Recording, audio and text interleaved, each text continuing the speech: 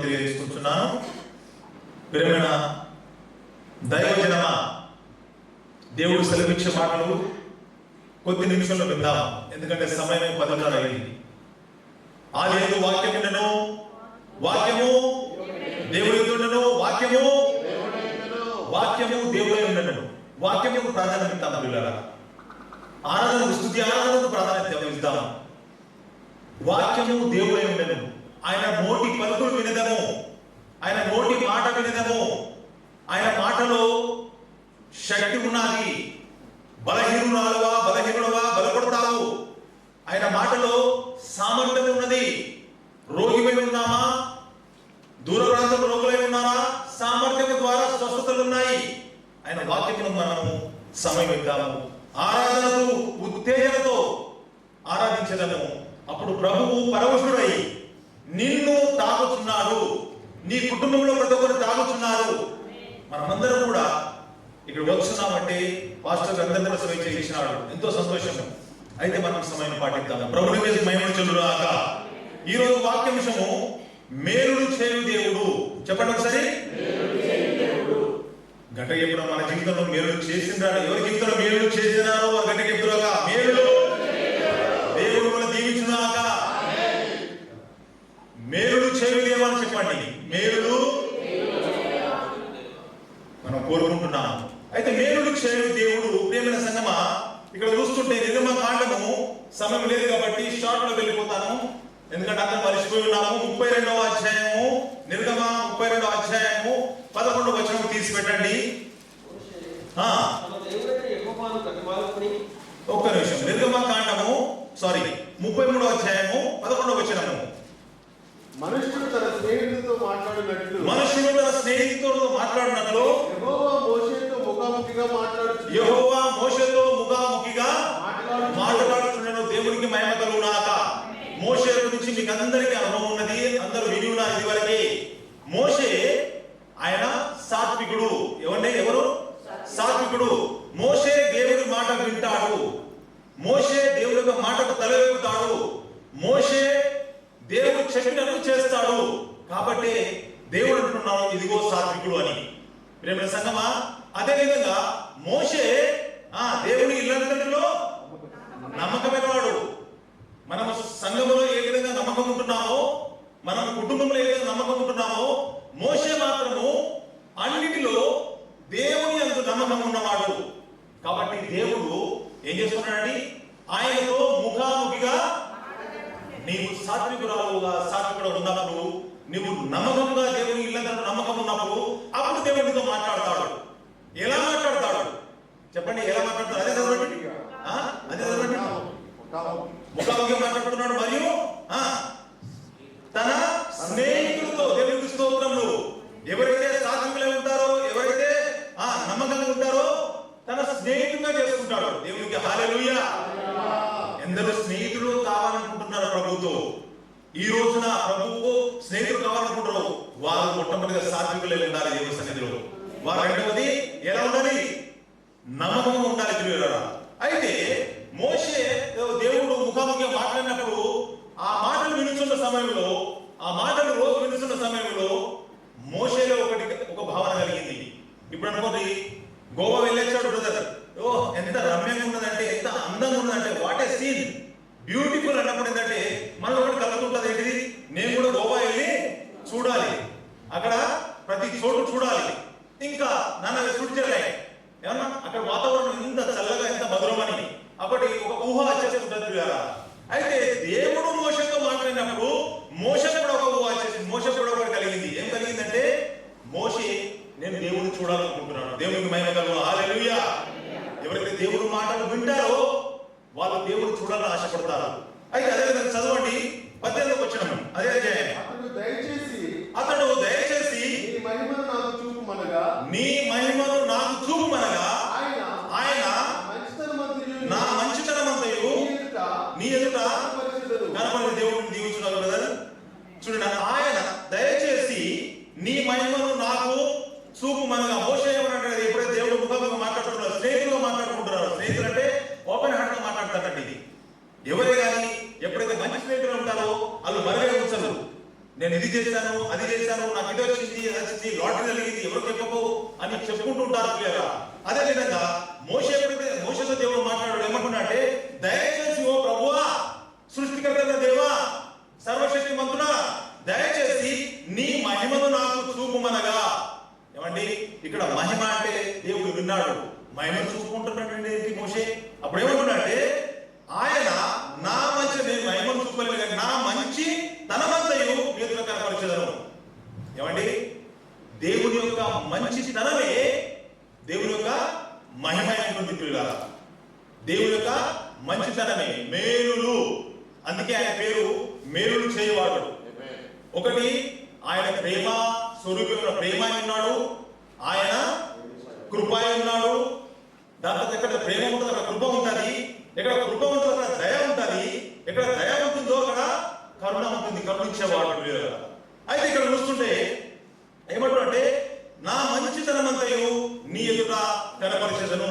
మరి ఆయన మంచితనం ఏముందో మనం చూద్దాం పిల్లరా, సమయం కాబట్టి. అయితే ఏంటంటే ఈ యొక్క విషయాలన్నీ కూడా ఆయన జ్ఞాపకం చేసుకుంటున్నాడు. ఇక్కడ చూస్తుంటే పిల్లరా, ఒక వస్తువు యొక్క మంచితనం ఎట్లా ఏర్పడుతుంది అంటే, ఒక వస్తువు యొక్క స్వభావం, ప్రతి వస్తువుకు స్వభావం ఉంటుంది. ఇప్పుడు సూర్యుడు ఉన్నాడు, సూర్యుడు ఉన్నాడంటే దాని నుంచి ఏమొస్తుంటది, వేడి వస్తుంటది, దాని యొక్క స్వభావం ఉన్నది. ఇప్పుడు ఆకాశంలో నక్షత్రాలు ఉన్నాయి, నక్షత్రం ఏమొస్తుంటున్నది, వెలుగు వస్తుంటున్నది, దాని యొక్క స్వభావం అనేది పిల్లారా. అదే విధంగా మరి చెప్పాలంటే మిర్చి ఉన్నదనుకోండి, ఏది పచ్చిమిర్చి అనుకోండి, దాని యొక్క స్వభావం ఉంటుందండి, కారం ఉంటుంది. అదే విధంగా ఇక్కడ చూడండి, అయితే ప్రతి ఒక్కటి అనేది మహిమకు అనేది ఒక స్వభావం ఉంటుంది. అయితే ఇక్కడ చూస్తుంటే గొప్ప విషయం ఏంటంటే దేవుని మహిమ ఎలా ఉన్నది. లాజరు చనిపోయిన తర్వాత, సమాధి చేయబడిన తర్వాత 4 రోజులు సమాధిలో ఉన్న తర్వాత చనిపోయాడు, దుఃఖ స్థితిలో మునిగిపోయిన ఆ స్థితిలో ఉన్నప్పుడు అనగా సమస్య కంప్లీట్ చనిపోయాడు. అప్పుడు ప్రభు వచ్చి లాజరు బయటకి రా అని ఒక మాటతో పిలిచినప్పుడు మృతుడు ఏం జరిగిందంటే జీవం పోసుకున్నాడు. దేవుని మహిమ కలుగున గట్టిగా కొట్టండి. మృతుడు లాజరు జీవం పోసుకున్నాడు. అది స్వభావం, మహిమ, దేవుని యొక్క మహిమ అనగా దేవుడు చేసిన మొట్టమొదటి మేలు ప్రియులారా. అయితే అదేవిధంగా చూస్తుంటే ప్రియులారా, ఐగుప్తు దేశం నుంచి అనుకోండి ఆ యొక్క 430 సంవత్సరములు వారు బానిస ఉన్న తర్వాత మోషే ద్వారా నడిపింపబడి ఈ ఇక్కడికి వచ్చిన తర్వాత ఎవరనుకోని టైమ్స్ ఆఫ్ ఇండియా కానీ ఈనాడు పేపర్ వాళ్ళకి వచ్చి అడిగి, అయ్యా మీరు ఇంతమంది దాదాపుగా 30 లక్షల మంది ఏ విధంగా మీరు వచ్చారంటే వీళ్ళు ఏమంటారు తెలుసా, మేము సముద్రం గుండా వచ్చాము. వాడవాక అవుతాడు, ఇదేంట్రా బాబు, ఇంత 30 లక్షల మందికి పడవలు ఎక్కడి నుంచి వచ్చాయి, ఇంత 30 లక్షల మంది బోట్లు స్టీమర్లు ఎక్కడి నుంచి వచ్చాయి. అయితే అప్పుడు మోషే చెప్తాడు ఏంటంటే, ఇదిగో నా దేవుడు మహిమలు చేయవాడు, మేలులు చేయవాడు, ఆయన ఎర్ర సముద్రం ఏం చేశాడు, పాయలుగా చేశాను. ప్రియులారా, అడ్డంగా ఉన్నది దాటలేని దాన్ని మన జీవితంలో కూడా ఆయన పాయగా వచ్చేసి అద్దగా చేరుస్తాడు. అయితే మేము సముద్రం గుండా వచ్చాము అంటే వారేంటంటే, ఓ ఇర దేవుడు మేలులు చేసేవాడు అని ఇతరులకు వారి జ్ఞాపకం వస్తుంటుంది. అయితే మేలులు చేస్తుంటున్నాడు ఆ దేవుడు అని తెలియపరుస్తుంటుంది. అయితే ఈ యొక్క సముద్రం నుండి రావాలంటే మా దేవుడు ఒక హైవే రోడ్డుగా, 4 రోడ్లు కాదు, 8 రోడ్లు కాదు, 30 లక్షల మంది బట్టే అంత హైవే రోడ్డుగా పొడి నేలపై నడిపించిన మా దేవుడు మేలులు చేసే దేవుడు. ప్రేమ సంగమా, మేలులు చేసే దేవుని ఎప్పుడు తలంచుకోవాల్సిన కీర్తన గ్రంథము 103వ అధ్యాయము 2వ వచనం చెప్తున్నారు, నా ప్రాణమా యెహోవాను చూడండి సన్నుతించుము. ఆ ప్రార్థనా మందిరం వచ్చిన వెంటనే మన హార్ట్ స్టార్ట్ కావాలి. మన పాస్టర్ గారు ఎప్పుడు కూడా ఏంటంటే ఆరాధన ఆరాధన ఆరాధన ఆరాటంలో ఉన్నారు. ఆ ఆరాటము ప్రభుత్వ పోరాటము స్టార్ట్ అయి ఉండాలి. అప్పుడు దేవుని యొక్క శక్తిని అందుకుంటున్నది, దేవుని యొక్క శక్తిలో బలపరుస్తుంటాము. నా ప్రాణమా యెహోవాను, రెండవ వచనం సన్నుతించుము, ఆయన చేసే ఉపకారములు దేనిని మరొక ఉపకారములు మేలు, ఉపకారము మరొక తర్బుజాలో మేలులు అంటున్నారు పిల్లరా. అయితే ఇవన్నీ కూడా అక్కడ వాళ్ళ ఏది మామ హిత్రోకు చెప్తున్నాడు. ఒకసారి నిర్గమకాండం 18వ అధ్యాయం చేయండి. వాళ్ళ మామ హిత్రోకు ఇవన్నీ చెప్తున్నాడు, ఏ విధంగా మేము వచ్చినాము, ఏ విధంగా ఏం జరిగిందని చెప్పే సమయంలో వాళ్ళ మామ ఏమంటున్నాడంటే 9వ వచనం చదవండి. యెహోవా ఐగుప్తీయుల చేతిలో నుండి విడిపించి యెహోవా ఐగుప్తుల చేతిలో నుండి విడిపించి ఇశ్రాయేలీయులకు చేసిన మేలంతటిని గురించి ఇద్దరు సంతోషించి ఇశ్రాయేలుకు చేసిన మేలంతటి గురించి ఇత్రో సంతోషించను. మోషే యొక్క మామతో మేము ఏ విధంగా ప్రభువారు 430 సంవత్సరం మేము బానిసగా అక్కడ జీవించినప్పుడు ఆ బానిస బ్రతకలేని పరిస్థితిలో ఇశ్రాయేలు ప్రజలను జ్ఞాపకం చేసుకొనను, తన ప్రజలను జ్ఞాపకం చేసుకొనను. ఏ బానిసత్వంలో ఉన్నామో అయితే ప్రభు జ్ఞాపకం చేసుకుంటున్నాడు. ఆ బానిసత్వం నుంచి తప్పించడమే ప్రభు మేలు చేయాలని మీ జీవితంలో అనుకుంటున్నాడు. అయితే 630 సంవత్సరం బయటకు వచ్చినప్పుడు పిల్లరా ఆ బానిసత్వం గురించి వివరించడం చాలా టైం తీసుకుంటుంది. It's a very danger and horrible life, చాలా కఠినమైన జీవితము. అయితే ఆ విషయాలు చెప్పినప్పుడు దాంతో పాటు వారు బయటకు వచ్చినప్పుడు 40 సంవత్సరాలు నడిపించబడ్డారు. 40 సంవత్సరాలు నడిపించబడ్డప్పుడు దేవుడు మొట్టమొదటి మేలు ఐగుప్తు నుంచి బయటకు తీసుకొచ్చాడు. నంబర్ 1 మేలు. రెండవది వారు ఆకలి కొనినప్పుడు వారికి ఆహారం కావాలంటే వీరు పంట విత్తలేదు, కోయలేదు, వండలేదు, వడ్డించబడలేదు. ఎలా? దేవుడు ఎక్కడి నుంచి పోషించారండి? దూతలు పూజించే మన్నాతో. అయితే అక్కడి ఆ ఇశ్రాయేలు జనాంగం తెలియదు మన్నాతో దేవుడు ఎందుకు పూజించాడు. దేవుడు కావాలంటే ఆటోమేటిక్ గా రైస్ వండించి కూడా ఆయన పెట్టవచ్చును. 2 చేపలను 5 రొట్టెలు దీవించిన దేవుడు ఇలా పెట్టలేడా? అయితే మన్నాతో ఎందుకు పోషించాలంటే అక్కడ వారు కానాను దేశం వచ్చినప్పుడు ఏంటంటే అక్కడ 7 జాతుల వారితో 31 రాజులతో ఈ ఇశ్రాయేలు పోరాడవలసి ఉన్నది. కాబట్టి వారికంటే నా ప్రజలు నా బిడ్డలు బలములై ఉండాలి, వారితో యుద్ధం చేసినప్పుడు నా బిడ్డలు గెలవాలి అని ప్రభు యొక్క ప్లానింగ్, ఫ్యూచర్ ప్లానింగ్ తో ఆయన మన్నాతో పోషించినట్టు. అందుకే మన ఇశ్రాయేలు బలవంతులై ఉన్నారు యేసు నామములో. అయితే ఆయన రెండో మాట ఏంటంటే మన్నాతో పోషించినాడని చెప్పినప్పుడు ఇలాగా దేవుడు మేలు చేసే దేవుడా. రెండో మేలు, వీరందరూ సనుక్కుంటున్నారు, విసుకుంటున్నారు. ఇదేంది కీరకాయలు, ఇదేంది వెజిటబుల్, ఇది మేము అక్కడ తినలేమా? మాకు విసుకొచ్చున్నప్పుడు పిల్లారా మాకు ఏం కావాలి? మటన్ కావాలి. ఏమండి మాకు కడుపుండా మటన్ కావాలి అని అక్కడ విసుకున్నప్పుడు దేవుడు సెలవు ఇచ్చినప్పుడు అక్కడ వచ్చి అక్కడ పూరీలన్నీ అక్కడ కూలినప్పుడు పిల్లరా దాన్ని వాళ్ళు భుజించినప్పుడు వెక్కసం కలిగేదంత. ఏమండి ఎంత భుజించారంటే దొరికినాయని భుజిస్తే అంటున్నారు. ఇంత మటు కడుపుండి తిన్నారు పిల్లరా, తృప్తిపరిచారు దేవుడు. ఇది రెండవదండి. అయితే అదే విధంగా చూస్తుంటే వారి నుంచి బయలుదేరినప్పుడు పిల్లరా అన్ని విధములా ఇవన్నీ చేస్తున్నా అక్కడికి వచ్చినప్పుడు వీరందరూ ప్రార్థన చేశారా వీటి గురించి? ఓ ప్రభువా మమ్మల్ని బానిస నుంచి బయటకు రప్పించమని, లేక మాకు పూరీలు దయచేయమని, లేక మాకు మన్నాలు దయచేయమని మీరు ప్రార్థించే దేవుడు ఇచ్చాడా? లేదండి, మీరు ప్రార్థించే దేవుడు ఇవ్వలేదు. కానీ దేవుడు తన యొక్క కృప ద్వారా ఇచ్చాడు. దేవుడికి మహిమ కలుగును గాక. హల్లెలూయా, హల్లెలూయా. బలవంతుడు గట్టిగా చెప్తారు గాక. హల్లెలూయా. దేవుడు ఏది చేసినా కానీ మనం యోగ్యం కాకపోయినప్పటికీ, మనం ఆయనకు దూరంగా వెళ్ళిపోయినప్పటికీ ఆయన తన కృప ద్వారా జ్ఞాపకం చేసుకుంటున్నాడు, కృప ద్వారా దయచేస్తున్నాడు. అయితే ఇక్కడ చూస్తుంటే 9వ వచనంలో యెహోవా ఐగుప్తుల చేతుల నుండి విడిపించి ఇశ్రాయేలుకు చేసిన మేలంతటిని. చూడండి, అలా మామగారు చెప్తే దేవుడు ఇన్ని మేలు చేస్తున్నాడా? ఇంత గొప్ప దేవుడా?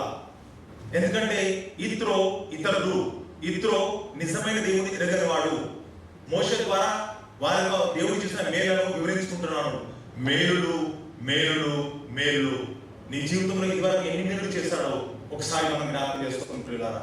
ఆ మేలులు ఎంత గొప్పవి. మేలులతో నా హృదయం తృప్తిపరచినావు, రక్షణ పాత్ర పూచి నిన్ను స్తుతింతును. మేలులతో నా హృదయం తృప్తిపరచినావు, రక్షణ పాత్ర పూచి నిన్ను స్తుతింతును. ఇశ్రాయేలు దేవుడా నా రక్షకా, స్తుతింతును నీ నామమును. ఇశ్రాయేలు దేవుడా నా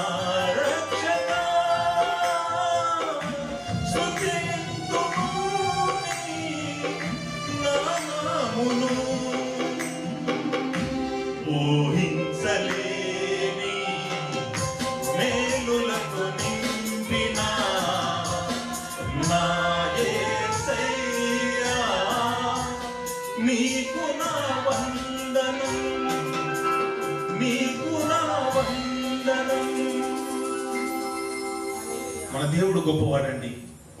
మేలులతో మన జీవితం నింపదలుచుకున్నాడు. ఆయన వైపు చూస్తే చాలు, ఆయన తన బిడ్డలతో పలుకుతున్నాడు. ఆత్మలతో, ఆయన ఆత్మలకు దేవుడు. మనమందరము కూడా కృపనుంది తన బిడ్డలమై అన్నాడు. మనను పరిశీలించుకున్నప్పుడు ప్రియులారా, ఎంతో ఎంతో అన్ని విషయంలో దూరస్తులైనప్పుడు కూడా ఆయన ప్రేమిస్తున్నాడు. అందుకే ప్రేమ ఉన్న చోట ఆయన ప్రేమమయుడు కాబట్టి మనలో కూడా ప్రేమ కలిగి ఉండాలి. సంఘంలో ప్రేమ కలిగి ఉండాలి.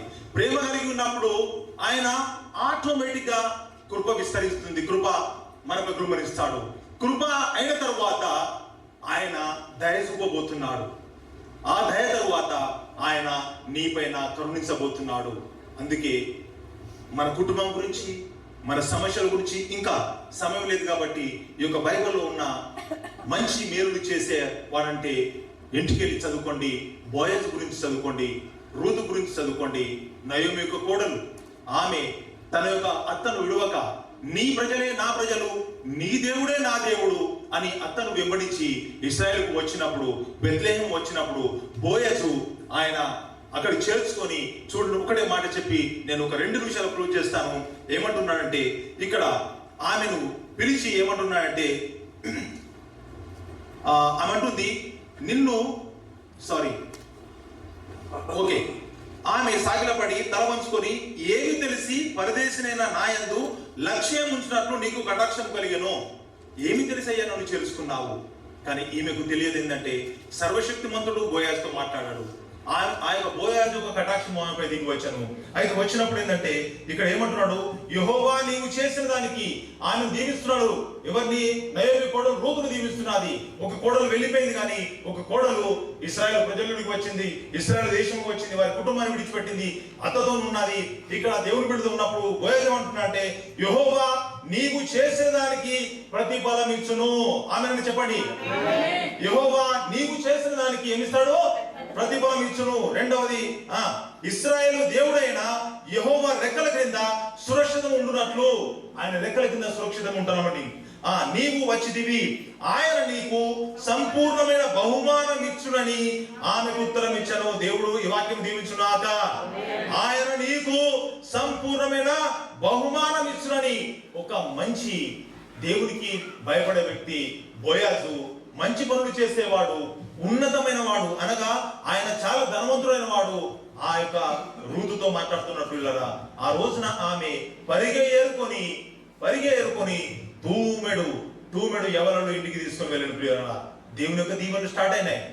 దేవుని మాట విను వారికి ఇటు దీవెనలు ప్రాప్తించుగాక. ఆయన మిమ్మల్ని ప్రేమించి ఈ యొక్క ఇశ్రాయేలు దేశముకు తోడుకొని వచ్చారంటే అది మొట్టమొదటి మేలు పిల్లరా. దాని తర్వాత 2వ మేలు, 3వ మేలు, 4వ మేలు మీకే తెలుసును. నా కుటుంబంలో నా కుమారుడు అమెరికా, నా కుమారుడు దుబాయ్, నా కుమారుడు ఇంజనీరింగ్, నా కుమార్తె వివాహము, ఇవన్నీ కూడా మేలులు మేలులు మేలులు. మంచి మేలులు చేయు దేవుడు ఎవరండి? యేసు దేవుడు. యేసు దేవుడు. అయితే చూడండి, ఆయన మంచి దేవుడు. ఇట్స్ ఏ పాజిటివ్ డిగ్రీస్ ఉన్నాయి, 3 డిగ్రీలు. Positive degree, comparative degree and superlative. అయితే పాజిటివ్ మంచి దేవుడు, గొప్ప దేవుడు, ఉన్నవాడని దేవుడు. అట్టి దేవుడు మనము ధరించుకున్నాము. అట్టి దేవుడు మనం మన యొక్క జీవితంలో చేర్చుకున్నామంటే యేసు నామములో ప్రతి కొదువ కొట్టివేయబడునాక, యేసు నామములో కర్మేలు సంఘము సమృద్ధిగా దీవించబడునాక, యేసు నామములో ఇది మొదలుకొని మేలుతో నింపబడునాక. మహోన్నతుల దేవా, మీకు వందనములు, స్తోత్రములు. ప్రభువా, నీ బిడ్డలతో మీరు మాట్లాడారు తండ్రి. నీ బిడ్డల యొక్క ఆలోచన యావత్తులు విన్నారు తండ్రి. వారి అవసరతలు, అక్కరలు సర్వశక్తిమంతుడు నీ ప్రియకుమారుడు యేసు నామములో నెరవేరుగాక. ప్రభువా, నువ్వు తృప్తిపరిచే దేవుడవు. ఇదే సమయంలో వారి వారి జీవితంలో, వారి కుటుంబంలో, వారి ప్రతి ఒక్క నాయన కావలసిన అవసరతలు నెరవేర్చమని, మహిమ ఘనత ప్రభావం సమస్తముగా మీరే పొందుకోమని నజరేయుడైన యేసుక్రీస్తు పరిశుద్ధ నామములో అడిగి మ్రొక్కి పొందుకొని ఉన్నాము తండ్రి. ఆమేన్. ఆమేన్.